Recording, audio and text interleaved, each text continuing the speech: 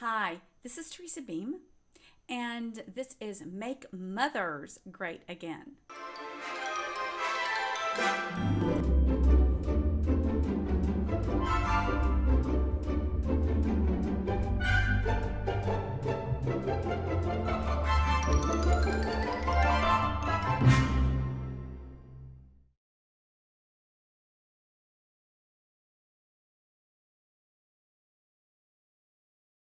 Now, I'm just going to back this up with a few more examples and not necessarily pointing towards mothers, but when I grew up, there was a fear. I mean, we were really taught in elementary school a fear of a new ice age that was coming. Our elementary science books were full of it, that the entire planet was going to cool so rapidly that the world would end in a big, deep freeze. Then when my kids were little, science had so many facts that the planet was going to heat up so rapidly because of greenhouse gases, and there was a huge ozone hole in the Arctic, and there was opening up, and so that you can't go outside. You're not going to be able to go outside but for a few minutes or you're going to die of skin cancer. And so anyway, then they just went the opposite direction, from we're going to freeze to death to we're going to die of too much sun. So anyway, now we have this environment that's suffering because of climate change. But history, okay, come on, people. Really, if you know history, you know that the world climate has changed over and over and over in Earth's history. The continent of Greenland wasn't always icy. Let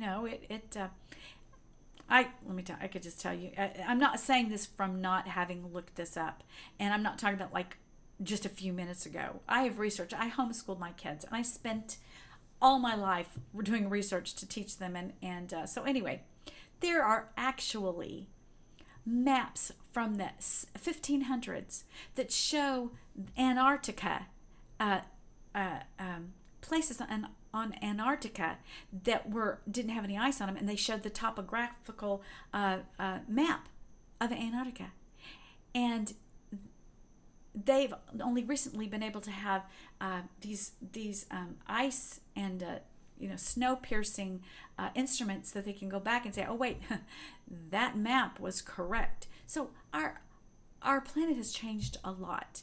And I'm not saying I'm a climate change denier. I'm not saying that at all. I believe the climate is changing. But there have been so many scares just during my lifetime with science where they keep changing back and forth at what they believe, that they want us as non-scientists to just blindly believe all the scientists teach, when common sense tells you, wait a minute, they keep changing every few it used to be every few decades. Now it's like it's almost, check your watch. What is science saying this afternoon? And so I do analyze history and people, and I'm a scientist as God denier. In other words, I don't believe science is God. These are just people like you and I that are studying the information they have, and their knowledge is limited, just like ours. They're not any smarter than most of us. They just spend their life analyzing data, and they come up with very good things at times, and sometimes very bad things. How stupid are we to think people who have had little to no experience in the field of mothering can put together glasses and a lab coat? People who've sat in school to get their PhDs, and there's nothing wrong with that. I'm all for it. I've got 2 degrees. I'm all for study. But why do we bow to their knowledge and assume they know more about about what they're saying than the people who've actually lived it?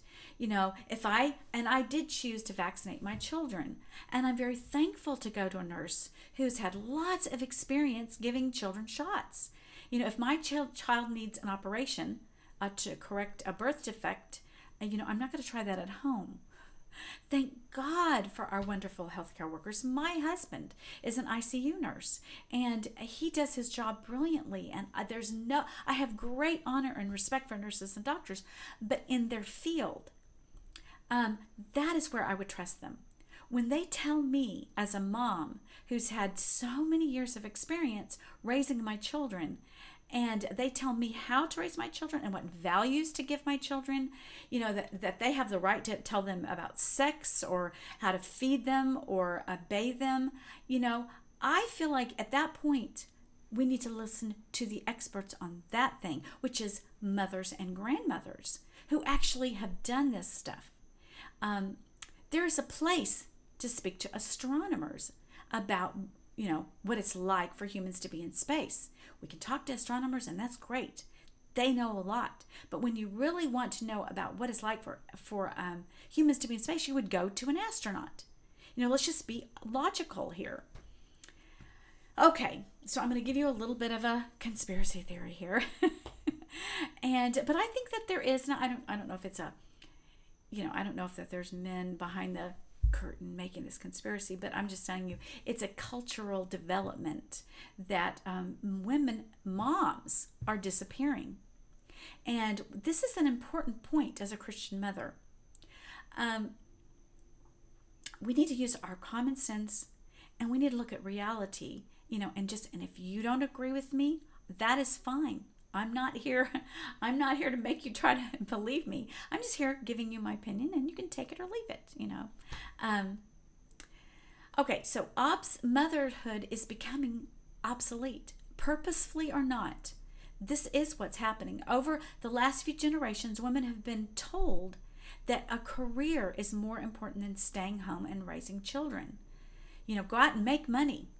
That's just somehow way more important. Raise your standard of living. Pay someone to watch your kids.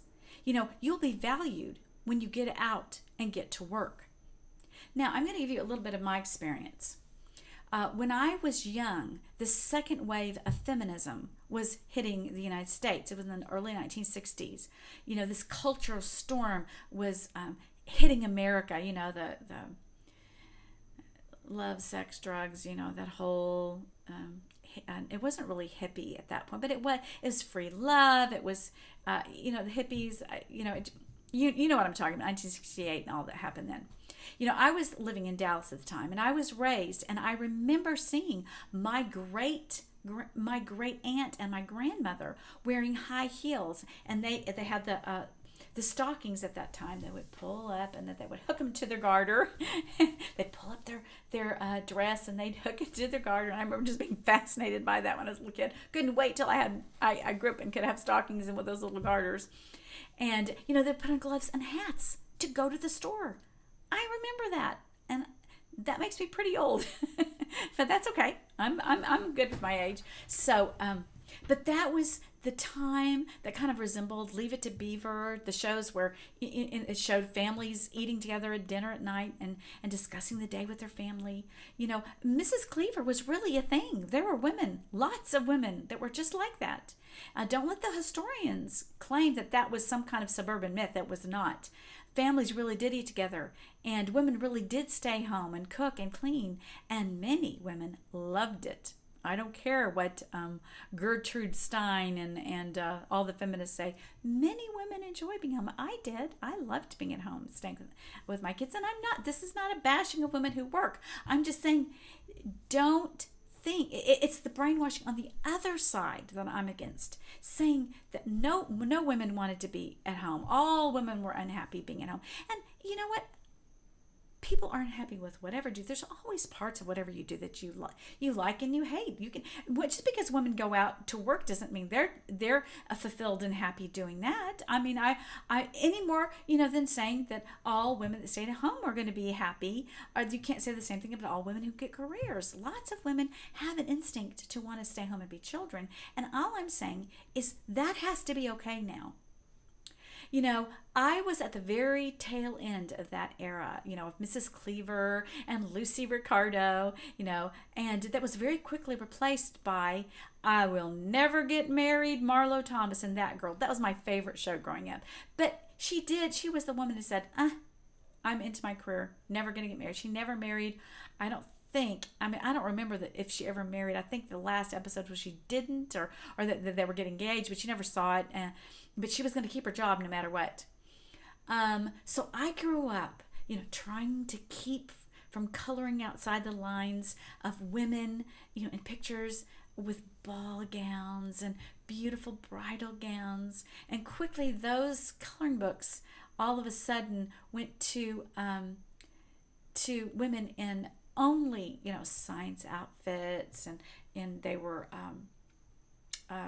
with doctors or lawyer outfits or stewardesses or dentists, So that was just kind of eradicated. They didn't want little girls to grow up, holding babies. They started quit making baby dolls for little girls. They started pushing Barbie, and they started pushing, career Barbie. And I liked Barbie. I just liked Barbie in her, her bridal gowns and in her beautiful gowns.